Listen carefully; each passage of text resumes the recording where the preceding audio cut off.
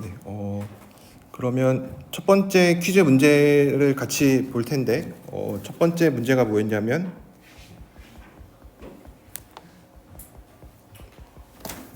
제가 A라는 집합을 이렇게 1-n분의 1로 이렇게 적은 집합을 생각을 했는데, 이거의 스프리멈이 얼마인지 찾고 이제 그거를 증명하는 거였습니다.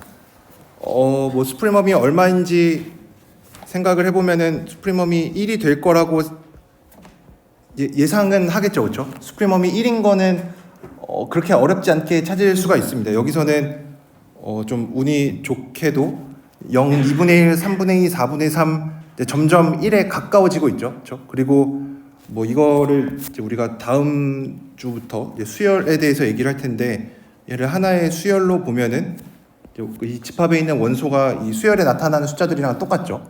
그래서 0, 2분의 1, 3분의 2, 4분의 3 해서 얘가 어디로 가까이 갈 거냐면 1로 가까이 가고 있습니다.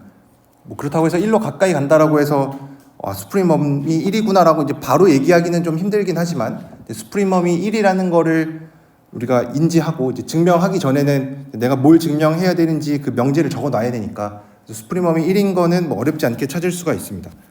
그래서 얘를 1부터 찍어 나가기 시작하면은 2분의 1, 뭐 3분의 2, 4분의 3 점점 이쪽으로 가까이 가니까 스프리멈이 1인 거는 좀 이해할 수가 있고, 그럼 이거를 증명을 해야 되는데, 증명을 하려고 보니까 우리가 스프리멈이 1인 거를 증명을 해야 되니까 첫 번째로 보여야 될 거는 1이 어퍼 바운드인 거를 먼저 보여야겠죠. 그래서 1이 어퍼 바운드냐.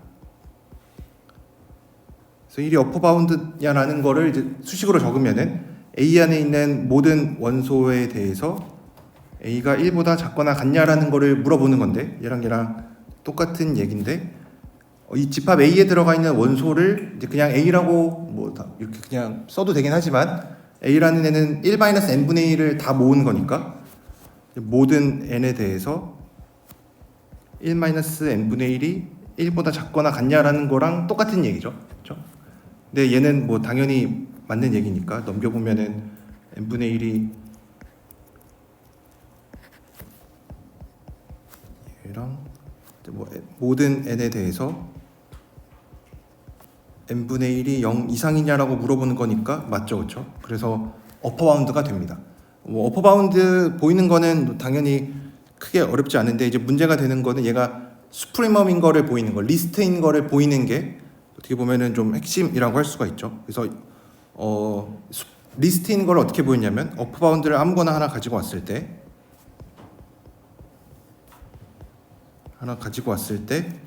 1이 x보다 작거나 같으면 됩니다. 그래서 우리가 보여야 되는 거는 이 명제인데, 우리가 보통 이런 거를 어떻게 했었냐면 규류법으로 많이 했었죠. 그래서 규류법으로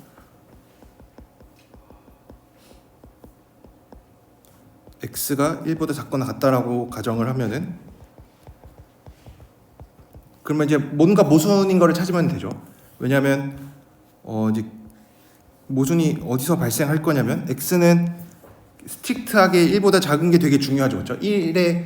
1이랑 뭐 엄청 가까울 수는 있는데 1은 절대 될 수가 없으니까 분명히 얘를 엄청 확대를 하더라도 요만큼의 간격이 있을 거예요. 그렇죠? 얘가 이렇게 성립하는 이유는 1이 절대 안 되기 때문에, 그래서 요만큼의 간격이 있습니다.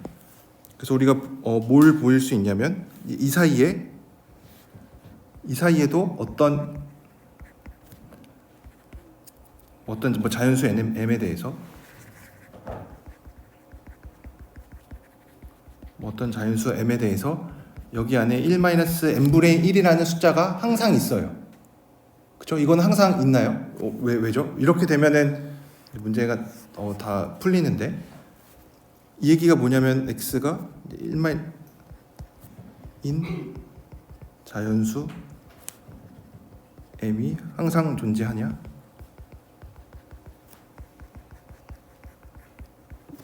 이거를 만족하는 부등식은 얘를 잠깐만 넘겨보면은 n분의 1이 1-x가 되는데, 이게 바로 그 예전에 얘기했었던 뭐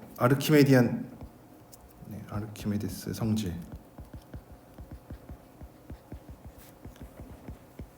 성질이 바로 이거였죠, 그렇죠? 그래서 이거를 만족하는 자연수 m이 항상 존재합니다. 그러면 이제 우리가 보인 게 이건데 x가 1-n분의 1보다 작아지게 되는데 이러면은 모순입니다, 그렇죠? 왜 모순이 되냐면 x는 어쨌든 어퍼 바운드여야 되니까 1-n분의 1로 나타나는 모든 것들에 대해서 전부 다 x가 커야 되는데, 크거나 같아야 되는데 x보다 큰 어떤 a의 원소가 존재하죠, 그렇죠? 그러니까 이 얘기가 뭐냐면 x보다 큰 어떤 a라는 집합에 들어가는 원소가 존재하게 돼요. 근데 이 얘기는 어퍼 바운드인 거의 모순이죠. a의 어퍼 바운드인 거의 모순입니다. 그래서 x가 1보다 작다라고 가정하면은 모순이 생기니까 그래서 x는 1보다 크거나 같구나 라고 증명을 할 수가 있습니다. 이제 만약에 여러분들 이제 이렇게 풀이를 이제 다 쓰면은 괜찮은데, 이제 여기서 이제 답안 작성할 때 조금 들 수 있는 의문은 그럼 아르키메데스 성질을 썼으니까 이것도 증명을 해야 되냐? 그렇지는 않습니다. 여기서는 아르키메데스 성질이 중요하게 쓰이긴 했지만 이거를 다 일일이 증명할 수는 없으니까 대신에 뭐 어떤 거에 의해서 이렇게 된다, 아르키메데스 성질이라고 대신에 말은 써야겠죠, 그렇죠? 그냥 아무 얘기 없이 그냥 뭐 이런 게 존재한다, 이거를 만족하는 자연수 m이 존재한다 라고 쓰면은 당연히 맞는 말이긴 하지만 풀이가 조금 부족하죠, 그렇죠? 근거가 부족하니까 이제 그런 경우에는 제가 일부 감점을 뭐 시험 때도 그렇고 퀴즈 때도 그렇고 약간 감점을 할 예정입니다. 그래서 아르키메데스 성질에 의해서라는 말을 꼭 적어 주셔야 합니다. 네. 대신 근데 이제 여러분들이 나중에 시험 때 가끔 보면은 제가 한 장 커닝 페이퍼를 가지고 와도 된다고 얘기해서 이거를 이렇게 말로 안 적고 그냥 막 가끔 뭐 예를 들어 뭐 티오렘 1.2에 의해서 이렇게 쓰면은 조금 모호합니다. 이게 뭐가 티오렘 1.2인지 뭐 책에 찾아보면은 비슷한 내용 있긴 하겠죠. 그래서 제가 찾아보고 뭐 맞다라고 얘기를 할 수도 있긴 할 텐데 보통 이거를 그냥 티오렘 1.2라고 이렇게 막 적으면은 그냥 이런 건 좀 곤란합니다. 그래서 이런 식으로 적지는 마시고 뭐 구체적인 티오렘을 한 번 더 적거나 아니면 뭐 이렇게 사람 이름이 있는 정리면은 뭐 평균값 정리 뭐 아니면 뭐 이런 뭐 아르키메데스 성질 이런 거에 의해서 그렇게 된다라고 적어 주셔야 합니다. 네. 그래서 혹시 여기서 질문 있으신가요? 네. 일본에서 네. 홀바운드를 정하시고 증명했는데 네. 이제 x가 이제 그러면 슈프리멈이 1이냐에는 저는 네. 일반 2.3.8 써서 만약에 그러면은 2.3.8이 빠르면은 어떤 1-2 입시는 네. a 어떤 원소보다 작으면 그런 a가 존재하면은 1이 슈프리멈. 네, 맞아요. 네. 그래서 저는 거기서 기울가 없어가지고 그러면은 1-2 입시선이 a보다 큰 이상이 네, 맞아요. 네. 입시선이 항상 존재하냐를 발레로 보였는데 이거는 네, 그쵸. 그것도 그 맞는 풀입니다. 이게 1점 이거 쓰시다는 얘기죠. 네, 뭐 이거 써도 상관없습니다. 어차피 이거를 증명하는 과정이랑 아까 제가 한 거랑 거의 똑같은 얘기이기 때문에 이런 거를 뭐 써도 당연히 맞습니다. 네, 1.3.8을 써도 좋습니다. 네.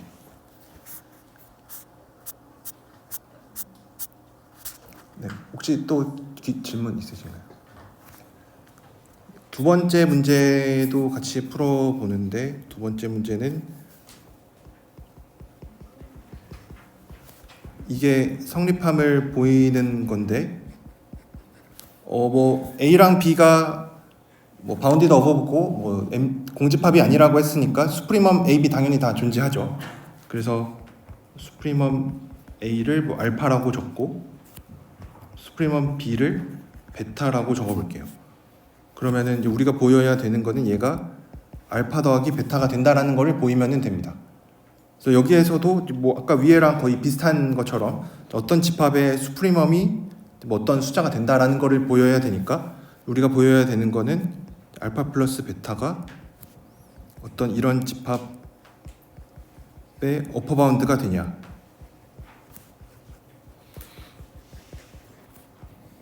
이거를 물어보는 거죠, 그렇죠? 그래서 이거를 확인하려면은 A 플러스 B라는 집합에 들어가 있는 원소를 아무거나 하나 가지고 와도 알파 플러스 베타가 걔보다 크거나 같으면 되겠죠.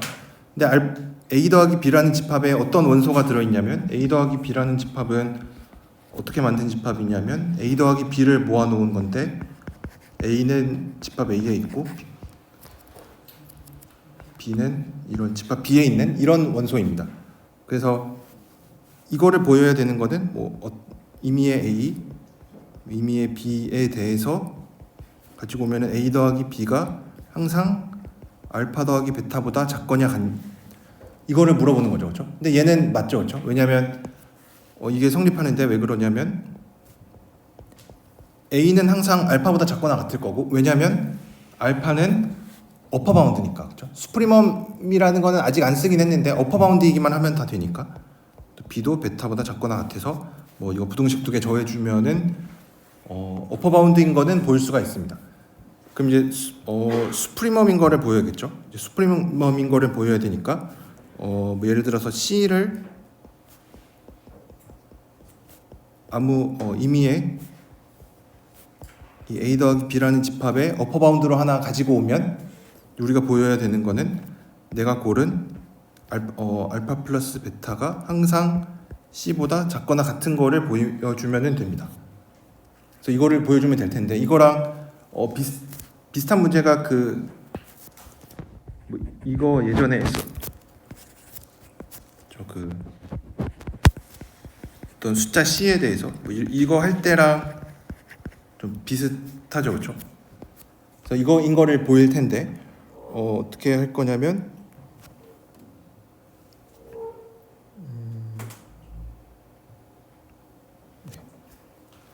어쨌든 C가 어떤 A 더하기 B라는 거의 어퍼 바운드이니까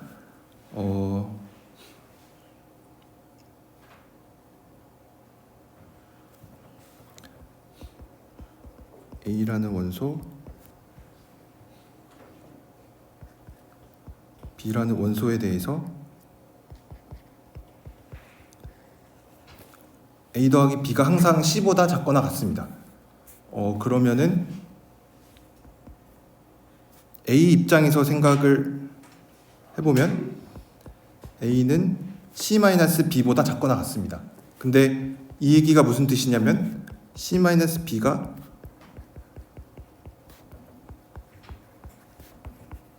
A라는 집합의 어퍼 바운드가 된다라는 얘기죠.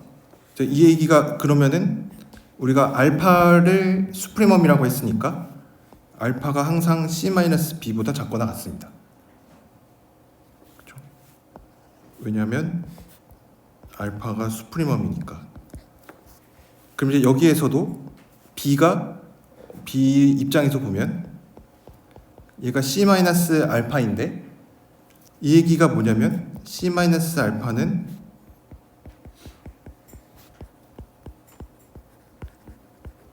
B의 어퍼 바운드가 된다라는 얘기니까 그러면은 베타가 C-알파보다 작을 겁니다. 왜냐하면 베타는 이거의 수프리멈이니까. 그래서 넘겨주면 알파 더하기 베타가 C보다 항상 작거나 같습니다. 그래서 원하는 거를 이렇게 증명을 할 수가 있습니다. 그래서 우리가 이 수프리멈에 대해서 여러분들이 이게 지금만 나오고 끝나는 게 아니라 수프리멈에 대해서는 계속 나옵니다. 이게 앞으로 어쨌든 이제 계속 우리가 만날 대상이니까 이 수프리멈, 인피멈의 여러 가지 성질들에 대해서는 여러분들 잘 알고 계셔야 합니다. 그러니까 지금은 집합에 대해서 얘기를 하는데 나중에는 함수에 대해서도 수프리멈, 인피멈 이런 것들을 얘기를 할 겁니다. 그렇죠? 왜냐하면 되게 자연스러운 게 우리가 어떤 집합에 대해서도 여기까지가 퀴즈였고 어떤 집합에 대해서 맥시멈 찾는 거 당연히 할 수 있죠, 그렇죠? 근데 우리가 예전부터 해봤었던 거는 뭐냐면 어떤 함수의 최대값, 예를 들어서 x가 이런 닫힌 구간에 있고 fx가 연속이면은 최대값, 최대 최소 존재하죠, 그렇죠? 이거는 고등학교 때 했었던 내용이니까. 이제 근데 만약에 예를 들어서 이런 이런 함수를 생각을 하고 싶은데 여기서 0이고 1이라고 하고 뭐 여기가 y는 fx라고 하면은 만약에 닫히는 구간에서 생각을 하면은 우선은 뭐 최소값은 뭐 존재합니다, 그렇죠? 근데 최대값은 끝점에서 생기죠, 그렇죠? 그래서 이때는 최대값이 존재하는데 만약에 내가 얘를 열린 집합으로 바꾸면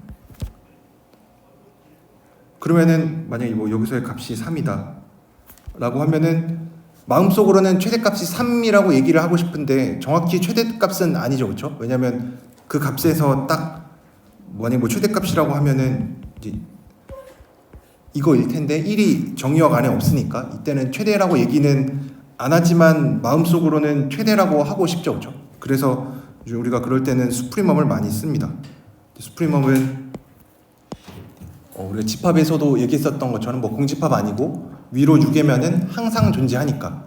그래서 수프리멈, 인피멈은 뭐 공집합 아닌 거는 뭐 금방 보일 수가 있으니까 바운디드 뭐 어버브나 뭐 빌로우만 보이면은 수프리멈은 우리가 항상 보장을 할 수 있는 거기 때문에 뭐 맥시멈이랑 크게 다른 건 아니지만 이제 항상 존재한다라는 어떤 장점이 있어서 우리가 많이 씁니다.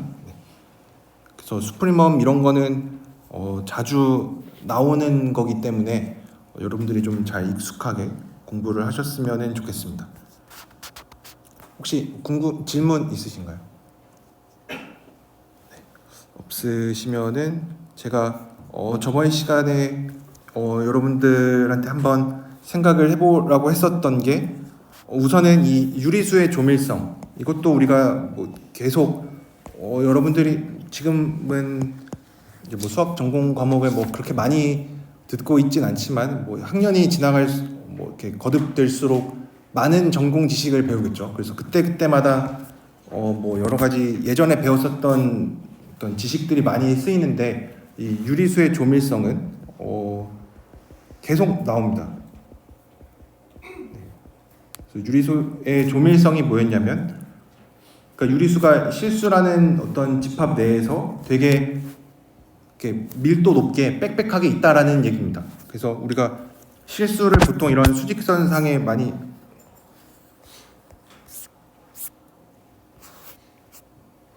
표시를 하니까 이 유리수가 빼곡하게 들어있다라는 뜻인데, 이 빼곡하게 있다라는 거를 어떻게 수학적으로 잘 쓸까라는 것도 한번 고민해 보시면 좋습니다.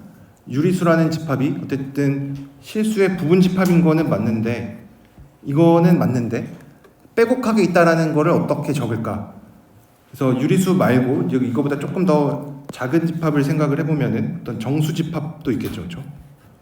정수 집합은 약간 이렇게 띄엄띄엄 찍힙니다.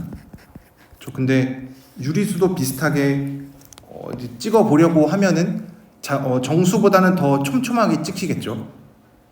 정수보다는 더 촘촘하게 찍히는데 이렇게 쓰기는 했지만 얘네들을 확대해 보면은 이 작은 간격 사이에도 유리수 하나가 또 분명히 있을 거예요, 그렇죠?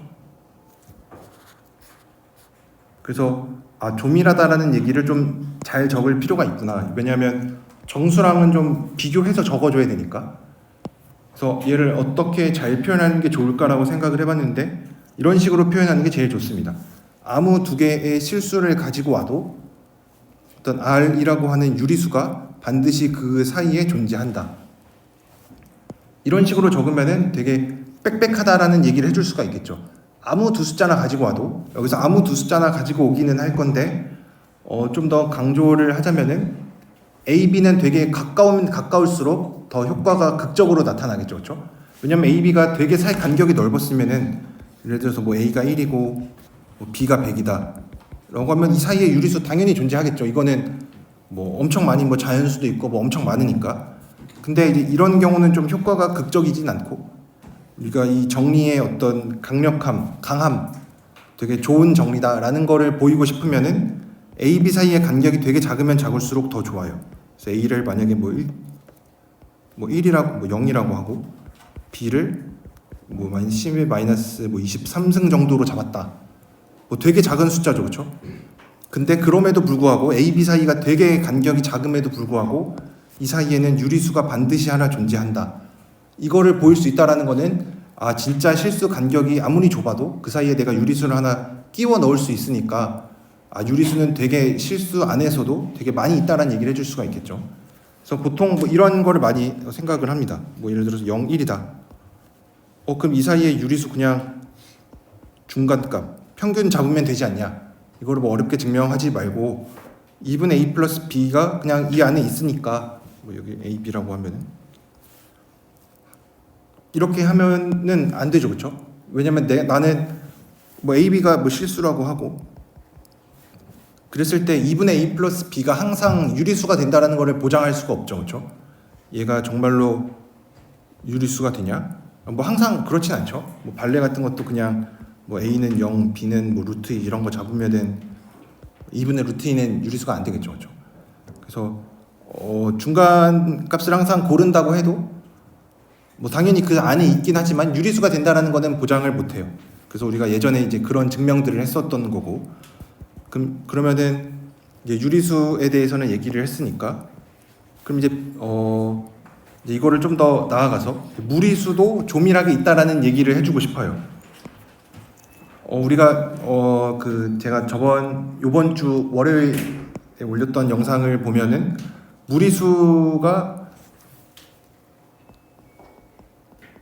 유리수는 카운터블이었고 무리수는 언카운터블 했죠, 그렇죠? 제가 이 얘기를 딱 집어서 얘기한 것 같진 않은데 유리수는 카운터블이라는 얘기는 했고, 그렇죠? 자연수 집합이랑 1대1 대응이 된다. 자연수랑 1대1 대응이 된다.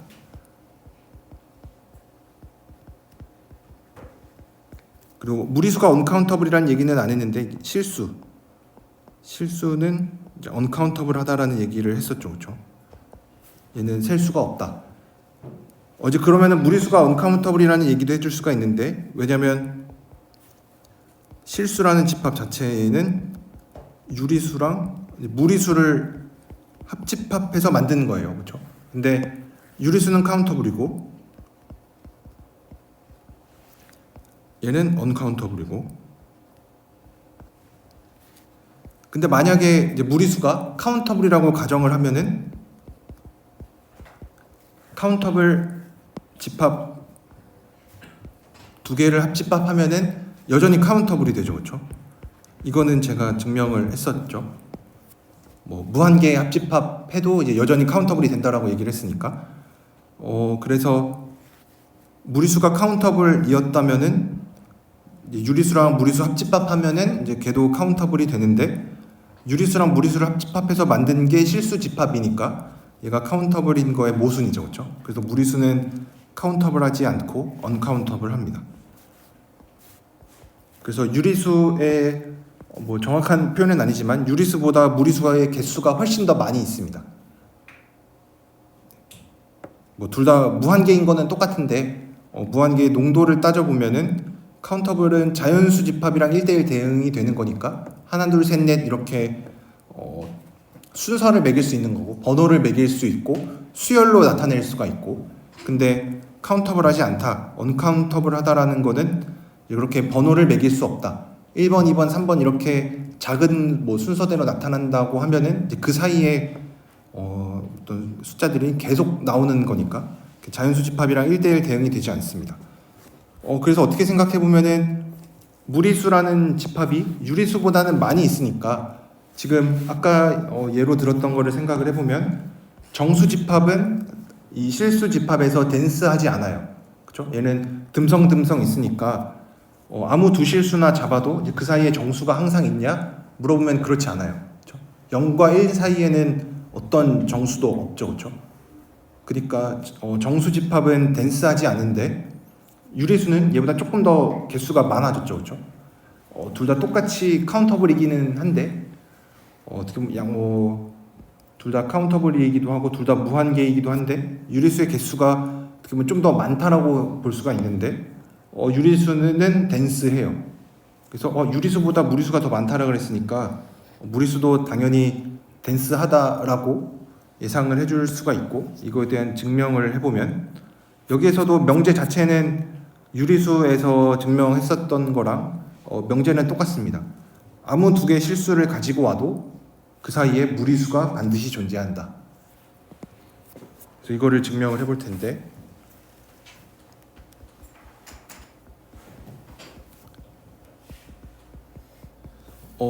이게 얘도 아예 그 유리수의 그 조밀성 증명했었던 것처럼 그때도 뭐 아르키메디안 프로퍼티 뭐 이런 거 써가지고 되게 증명을 했었는데, 무리수에서도 뭐 그렇게 해줄 수는 있기는 한데 유리수가 조밀하다는 거를 좀 이용을 해주는 게 좋겠죠.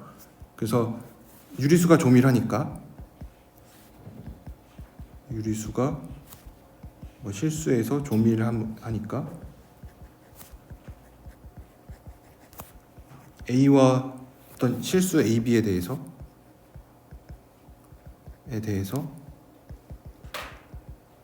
A와 B 사이에 어떤 유리수 R1이 항상 존재합니다.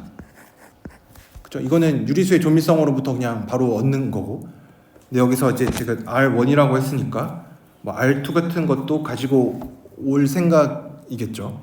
그래서 이렇게 했는데 우리가 또 무슨 얘기를 해줄 수가 있냐면, R1이 유리수이기는 한데 당연히 실수이기도 하죠, 그렇죠? 유리수이긴 한데 당연히 실수의 부분집합이니까 이고, B도 실수니까 우리가 또 무슨 얘기를 해줄 수가 있냐면, R1과 B 사이에도 어떤 유리수가 존재합니다. 얘도 어떤 유리수가 존재. 여기에도 어떤 유리수가 반드시 하나 존재합니다. 그래서 지금 유리수 두 개 찾았는데 어떤 유리수냐면 A랑 B 사이에 R1도 있고 R2도 있습니다. R1, R2는 유리수. 이런 게 반드시 하나 이런 R1, R2가 존재합니다. 그럼 이제 이거 가지고 뭘 할 거냐면, 우리가 보이려고 하는 거는 유리수가 존재한다는 거 아니고 무리수가 존재한다라는 거를 보여야 되니까 어떤 무리수 하나를 만들 거예요. 어떤 무리수, 뭐 t라고 적으면은 또 무리수 t를 만들 건데 어떻게 만들 거냐면 R1 더하기 루트 2분의 R2 빼기 R1. 아직은 무리수인 거 모르니까 우선 뭐 당연히 실수이긴 한데 얘는 무리수가 됩니다. 그쵸? 왜냐면 우리가 적어도 루트 2가 무리수인 거 아니까, 이제 만약에 얘가 유리수라고 해보자. t가 유리수라고 하자. 그러면은 뭐 t-r1도 당연히 유리수죠, 그렇죠? 얘도 유리수. R2랑 R1은 원래 유리수였으니까 그럼 루트 2가 t-뭐 r1분의 r2 빼기 r1인데 얘도 유리수가 됩니다. 그럼 모순이죠, 그렇죠?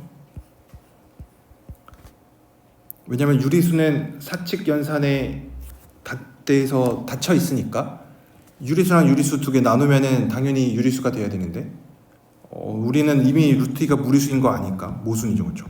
그래서 무리수 하나 찾았는데 이 t는 또 r1이랑 r2 사이에 있습니다.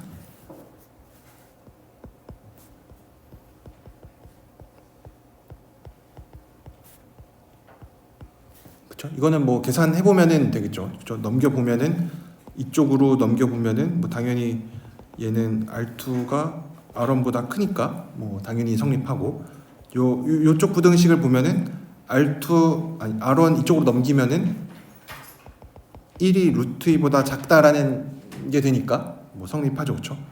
그래서 지금 뭘 했냐면 어떤 t라는 무리수를 내가 하나 가지고 왔는데 어떤 무리수냐면 R1이랑 R2 사이에 있는, 여기 어떤 t라는 R1분의 R2 마이너스 R1 이라는 어떤 무리수를 가지고 왔어요. 그러면 이제 이 t가 우리가 원하는 t가 되겠죠. 얘는 A, B 사이에 있죠. 그래서 원하는 대로 A, B 사이에 있는 어떤 무리수 하나를 만들어낼 수가 있습니다. 그래서 무리수도 유리수처럼 실수 내에서 조밀하게 있습니다. 그래서 우리가 이것도 증명을 이렇게 해줄 수가 있습니다.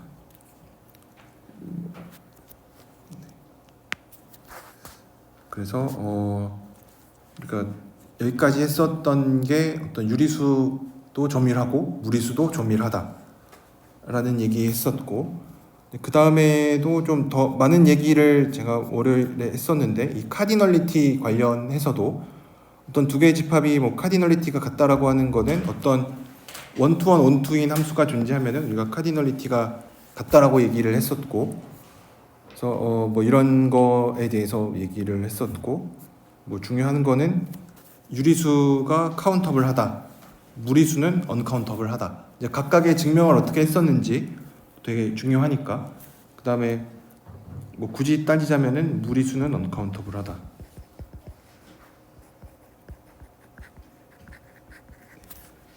이런 거를 할 수가 있었고, 그 다음에 여기 나와 있는 두 개도 되게 중요했는데, 어떤 카운터블 셋 안에 있는 거는 뭐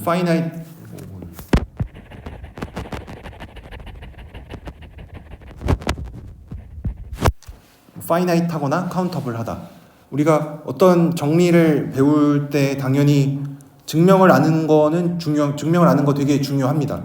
뭐 예를 들어서 뭐 시험을 본다거나 아니면은 뭐 다른 문제를 풀 때도 그 증명의 아이디어가 많이 사용이 되니까 증명을 아는 것도 중요한데, 뭐 그거보다 좀 더 중요한 거는 정리의 내용을 잘 이해하는 거겠죠, 그렇죠? 정리의 내용을 잘 이해하지 못하면은 정리의 증명을 이해하기도 힘들겠죠, 그렇죠? 이 정리가 뭔 얘기를 하는지도 모르는데 그거의 증명을 이해하기는 또 쉽지 않으니까. 그래서 이 정리의 내용이 테오렘 1.57이 얘기하고 있는 거는 어떤 카운터블이라는 집합이 있을 때 여기 안에 들어가 있는 부분 집합, 그러니까 이 카운터블 셋보다 조금 작은 집합이죠, 안에 포함되니까 걔는 파이나이트거나 아니면은 카운터블하다. 그러니까 언카운터블이 절대 될 수가 없다라는 게 되겠죠, 그렇죠? 증명을 할 때도 파이나이트면은 뭐 그냥 됐으니까 이제 인피니트라고 가정을 하고 증명을 했었죠. 그래서 우리가 이런 얘기들도 해줄 수가 있었고, 그 다음에 티오렘 1.5.8에 있는 거는 뭐 2번에 나와 있는 명제가 더 강력한 명제죠. 근데 뭐 유한 카운터블 셋을 유한계 합집합해도 여전히 카운터블이 되고, 카운터블 셋을 무한계 합집합을 할 건데 이 카운터블 개수만큼 이 합집합한 것도 여전히 카운터블이다. 그래서 뭐 말로 쓸 때는 카운터블 유니언을 할 건데 어떤 셋들을 가지고 유니언을 할 거냐면 카운터블 셋 가지고 카운터블 유니언을 하면은 여전히 카운터블이 됩니다. 그러니까 언카운터블 셋이 진짜로 엄청 큰 집합이 되는 거죠, 그렇죠? 엄청 어떤 무한계의 집합인데 이것들을 무한히 합집합을 해도 여전히 카운터블밖에 안 되니까 언카운터블이 되려면은 진짜 뭐 더 많은 것들을 해줘야 되는 거죠, 그렇죠? 네. 그래서 이런 얘기들도 해줄 수가 있다. 그래서 제가 뭐 따로 얘기를 많이 했었던 부분도 어떤 이게 이 곱집합 한 것도 여전히 카운터블이 된다. 그래서 카운터블 셋 가지고 뭐 카운터블을 하든 이런 이거는 뭐 그냥 이렇게 순서상으로만 나타내는 거니까 얘네들도 여전히 다 카운터블이 된다. 이런 얘기들을 했었고, 그 다음에 뭐 뒤에 이제 칸토르 티오렘이라고 해서 이 오픈 인터벌 0, 1이 언카운터블 하다라는 거는 사실 실수 집합이 언카운터블 하다라는 것부터 뭐 바로 알 수 있기는 하지만 그래도 이 대각화 방법이라고 해서 하는 것도 되게 좀 신기한 아이디어였으니까 여러분들이 이것도 잘 기억을 해주고, 그러니까 이때도 중요했었던 거는 우선은 뭐 카운터블이라고 가정을 하고, 그러면은 어떤 이 원투원 온투 펑션이 존재하니까 얘네들이 전부 다 0과 1 사이에 있는 어떤 숫자인데 걔네들을 소수점으로 나타낸 거죠. 소수점으로 나타내는데 우리가 어떤 새로운 하나 x라는 애를 새로 만들었죠, 그렇죠? 얘를 어떻게 만들었냐면 우리가 얘랑 어떤 소수끼리 비교를 할 때는 만약에 뭐 0.a1, a2, a3랑 0.b1, b2, b3랑 얘네들을 비교를 한다. 그러니까 얘네들이 이 두 개의 숫자가 다른지 같은지를 비교해 보려면 각 자리마다 보면 되겠죠. 첫째 자리가 같아야 되고 얘네 같아야 되고 둘째 자리도 같아야 되고 셋째 자리도 같아야 됩니다. 그러니까 어떤 자릿수도 이제 다른 게 하나라도 나오면 안 되는 거죠. 그렇죠? 그러니까 첫 번째 자리만 비교를 해서 다르다. 그러면 이 두 개의 숫자는 당연히 다른 숫자가 되는 거죠. 그렇죠? 얘를 A라 그러고 얘를 B라 그러면 A1이랑 B1이 다르면은 A랑 B라는 숫자는 다른 숫자가 되는 거죠. 그렇죠? 그래서 자릿수를 비교해 나가는 식으로 해서 우리가 0과 1 사이에 있는 숫자들을 전부 다 나타냈을 때, 그러니까 얘네들의 어떤 뭐 수열 같은 걸로 나타냈을 때 그 수열에 포함되지 않는 어떤 숫자를 새로 만들어낼 수가 있다. 이제 그렇게 만들어낼 수 있었던 이유는 얘네가 애초에 언카운터블이었기 때문에 이런 일이 가능했다라고 할 수가 있었고, 그 다음에 나와 있는 건 이 파워셋 관련해서도 뭐 칸토르 시오렘인데 이게 막 그렇게 엄청 뭐 강력한 것 같진 않은데, 왜냐하면 그러니까 PA라고 하는 파워셋을 뭐라고 정의했냐면 A라는 집합의 부분 집합들을 다 모아놓은 거. 그러니까 아마 뭐 집합 같은 거 처음 배울 때 그러니까 어떤 A라는 집합이 뭐 1, 2다. 그러면은 A의 모든 부분 집합들을 적으면은 공집합이 있고 원소 1개짜리, 원소 2개짜리. 얘가 A의 파워셋이 되는 거죠, 그렇죠? 그래서 이런 거를 생각을 하면은 당연히 온투가 안 되죠, 그렇죠? 온투가 되려면은 적어도 유한계면은 개수가 같아야 되니까 적어도 이쪽이 더 많아야겠죠. 왜냐하면 온투라고 하는 거는 얘네가 남으면 안 되니까. 그러니까 얘네가 뭐 같은 데로 가도는 상관없는데 화살표를 못 받은 애가 있으면 안 되는 거죠, 그렇죠? 그러니까 적어도 화살표를 쏜 쪽이 더 많아야겠죠, 그렇죠? 그래야만 저거 제일 딱 들어맞는 게 개수가 똑같으면은 딱 되는데, 이쪽 개수가 유한계면은 이제 그냥 개수만으로 우리가 판단할 수가 있는데 이제 A라는 집합이 이제 무한 집합이 되면은 인피니시 되면은 이제 더 이상 개수로 이렇게 따지는 게 좀 쉽지 않습니다. 그래서 이때는 우리가 또 규律법을 이용을 해서 온투라는 어떤 함수가 존재한다라고 가정하면은 어떤 모순을 찾을 수가 있었죠. 네. 그래서 여기까지가 1장에 나와 있는 내용입니다. 제가 책에 있는 내용을 다 한 거는 아니어서 아마 각 장의 끝에는 뭐 에필로그라고 해서 조금 뭐 수학의 뭐 역사라든지 아니면 좀 뭐 못다한 얘기들이 조금 있는데 뭐 거기에 나와 있는 부분도 여러분들이 한번 읽어보시면은 재미있게 읽으실 수가 있습니다. 뭐 이 완비성 공리랑 관련해서 뭐 어떤 거랑 이게 동치냐 이런 것들도 사람들이 많이 공부를 하는데 우리는 뭐 그런 것까지는 아직은 관심이 없기 때문에 넘어가기로 하고, 그래서 제가 원서를 이제 뭐 영어로 된 이제 글을 읽는 거에 대해서 뭐 불편함도 없고 어려움도 없고 뭐 싫지도 않다. 그러면은 원서를 읽는 게 좋기는 합니다. 왜냐하면 이제 여러분들이 나중에 뭐 과제를 한다거나 뭐 숙제를 하거나 공부를 할 때 구글에다가 검색하는 일이 많은데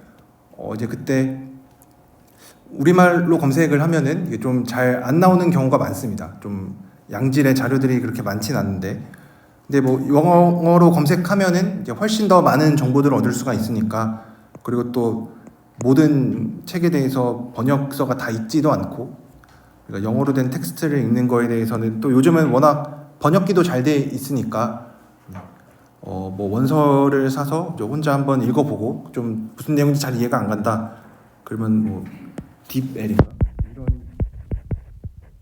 여러 가지 번역 툴들 많이 있죠. 그래서 그런 거를 통해서 하든지 아니면은 뭐 번역본 책을 보시든지 해서 이 내용을 이해하는데 좀 힘든 부분만 없으면은 괜찮습니다. 네.